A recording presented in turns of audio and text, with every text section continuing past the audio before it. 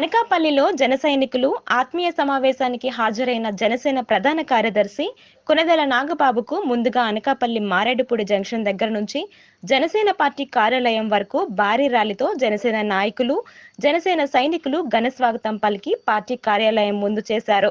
అనంతరం జిల్లా కేంద్రమైన జనసేన పార్టీ కార్యాలయంలో ఏర్పాటు చేసిన జన సైనికుల ఆత్మీయ సమావేశంలో జనసేన ప్రధాన కార్యదర్శి కొనెదెల నాగబాబు మాట్లాడుతూ వైసీపీ ప్రభుత్వం ఏర్పడిన తరువాత అనకాపల్లికి ఒక్క పరిశ్రమ కూడా తెచ్చిపెట్టలేదని ఎమ్మెల్యే అని ఎద్దేవా చేశారు.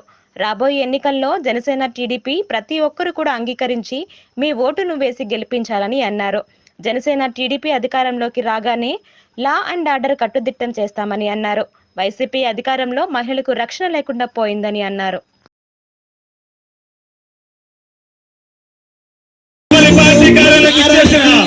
కొనెదెల నాగబాబు గారికి స్వాగతం. కొనెదెల నాగబాబు గారికి స్వాగతం. మొట్టమొదటిసారి అనకాపల్లి పార్టీ కార్యాలయానికి ఇచ్చేసిన అనకాపల్లి పార్టీ కార్యాలయానికి స్వాగతం. దయచేసి అర్థం చేసుకోండి. మభ్య పెట్టడం ప్రయత్నం చేస్తున్నారు. ఇది క్లియర్ గా ఈ విషయంలోనే పవన్ కళ్యాణ్ గారు రావడం కూడా జరిగింది. ఆ రోజు ఈ గుడ్డు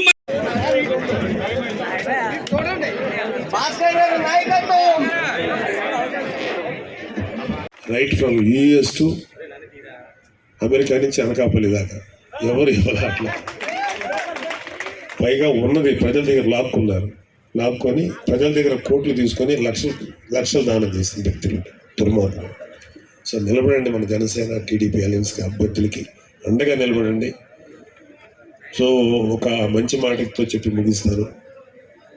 ప్రతిసారి ఫలానా నాయకుడికి సంబంధించిన వ్యక్తి వాళ్ళ నాన్న ఇంత గొప్ప పని చేశాడు, అంత గొప్ప పని చేశాడు అని వాళ్ళ ముఖం చూసి కొట్టేస్తారంటే, ఈ ఒక్కసారి మీ పిల్లల భవిష్యత్తు గురించి, మీ పిల్లల మంచి జీవితాల గురించి, వాళ్ళ మంచి క్వాలిటీ ఆఫ్ లైఫ్, అలాంటి లైఫ్ తీసి ఈసారి మీ పిల్లల ముఖం చూసి పవన్ కళ్యాణ్ గారికి ఓటే. అంటే జై జనసేన, జై హింద్ నిర్ణయించుకునే అవకాశం వాళ్ళు నిర్ణయించిన తర్వాత ఫలానా అభ్యర్థి, ఇతను తెలుగుదేశం అభ్యర్థి, ఇతను జనసేన అభ్యర్థి అని నిర్ణయించిన తర్వాత అతనికి మీ యొక్క సంపూర్ణ సహకారం ఇవ్వండి. ఎలా జరగదో చూస్తాం, ఎలా రాదో చూద్దాం. ఖచ్చితంగా ఇక్కడ కొత్త ఇండస్ట్రీస్ ఓపెన్ చేద్దాం. మూతపడిపోతున్న చక్కెర ఫ్యాక్టరీని ఏ విధంగా అభివృద్ధి చేయాలి, తిరిగి ఎలా రీఓపెన్ చేయాలని ఆలోచిద్దాం. ఉన్న ప్రభుత్వ ఆస్తులు ఎలా ఎఫిషియెంట్గా ఉపయోగించాలో చూద్దాం. అలాగే ప్రభుత్వాలకు సంబంధించినటువంటి కార్యాలయాల్ని సొంతంగా వాటికి ఎలా ఇవ్వాలో చూద్దాం. ఇలా ప్రతి ఒక్క విషయంలోనూ మీ జీవితాల్లో మేమందరం ఉంటాం, మీకు అండదండగా ఉంటాం. ఎందుకంటే ఇక్కడ పవన్ కళ్యాణ్ గారు లాంటి గొప్ప వ్యక్తిత్వం ఉన్నటువంటి మహా నాయకుడు, గొప్ప నటుడు అయినా అంతకుముందు, తర్వాత మహానాయకుడు.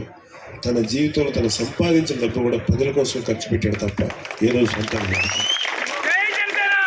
కోట్లాది రూపాయలు ఇచ్చారు. నాకు తెలిసినంత వరకు ఇన్ని కోట్లాది